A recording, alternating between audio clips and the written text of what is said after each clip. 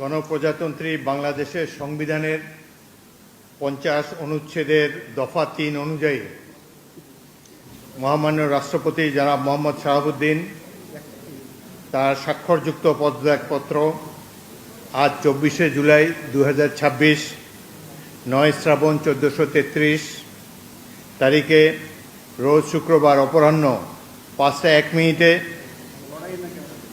আমার নিকট পদত্যাগপত্র দাখিল করেছেন। ফলশ্রুতিতে সংবিধানের 54 অনুচ্ছেদ অনুযায়ী আমি রাষ্ট্রপতির দায়িত্ব গ্রহণ করেছি।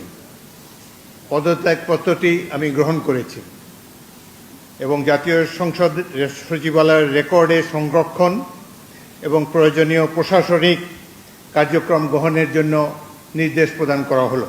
লিলি আল্ট্রাসফট সিরাম জেল, যা গভীর থেকে স্কিনে দেয় 3 গুণ সিরাম হাইড্রেশন। সিরাম জেল হাইড্রেশনে ব্রাইট থাকো সব সিজনে। কেন তিনি পদত্যাগ করেছেন এটি নিশ্চয়ই জানার কৌতূহল আপনাদের মধ্যে রয়েছে। তিনি লিখিতভাবে জানিয়েছেন যে তিনি গুরুতর অসুস্থ, হৃদরোগ, উচ্চ রক্তচাপ, ডায়াবেটিস ও কিডনি জটিলতায় তিনি ভুগছেন।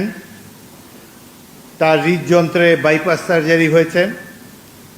ইদানিং স্বাস্থ্য পরীক্ষার অটোনমিক নিউরোপ্যাথি নামে রোগ শনাক্ত হয়েছে। এই রোগের কারণে তিনি মাঝে মাঝে অচেতন হয়ে পড়েন। এসব রোগের প্রাদুর্ভাবে এবং শারীরিক ও মানসিক অসমর্থতার কারণে রাষ্ট্রপতির মতো গুরুত্বপূর্ণ সাংবিধানিক পদের দায়িত্ব পালন করা তার পক্ষে সম্ভব হচ্ছে না। তার দীর্ঘমেয়াদী চিকিৎসার প্রয়োজন। এই কারণেই তিনি স্বাস্থ্যগত কারণে পদত্যাগ করেছেন এবং বাংলাদেশ জাতীয় সংসদের স্পিকার হিসাবে এই পদত্যাগপত্র আমি গ্রহণ করেছি। সংবিধানে ইতিমধ্যে আপনারা জানেন যেদিন আমি স্পিকার হিসাবে শপথ নিয়েছি সেই দিনই ভারপ্রাপ্ত রাষ্ট্রপতি হিসাবেও শপথ নিয়েছি যদি প্রয়োজন হয়। একইভাবে আমাদের ডেপুটি স্পিকার সাহেব তিনিও যখন ডেপুটি স্পিকার হিসেবে শপথ নেন শপথের অংশে বর্ণিত থাকে যখন বলা হবে কোনো কারণে যখন স্পিকারের চেয়ার শূন্য থাকবে তখন ডেপুটি স্পিকার স্পিকারের পদের দায়িত্ব পালন করবেন। সুতরাং আজকে বাংলাদেশের নানা ধরনের কথাবার্তা আমি দুপুরে এসেই শুনছি। দেখা গেল যে এটি প্রকৃত, তিনি শারীরিক অসামর্থ্যের কারণে পদত্যাগ করেছেন।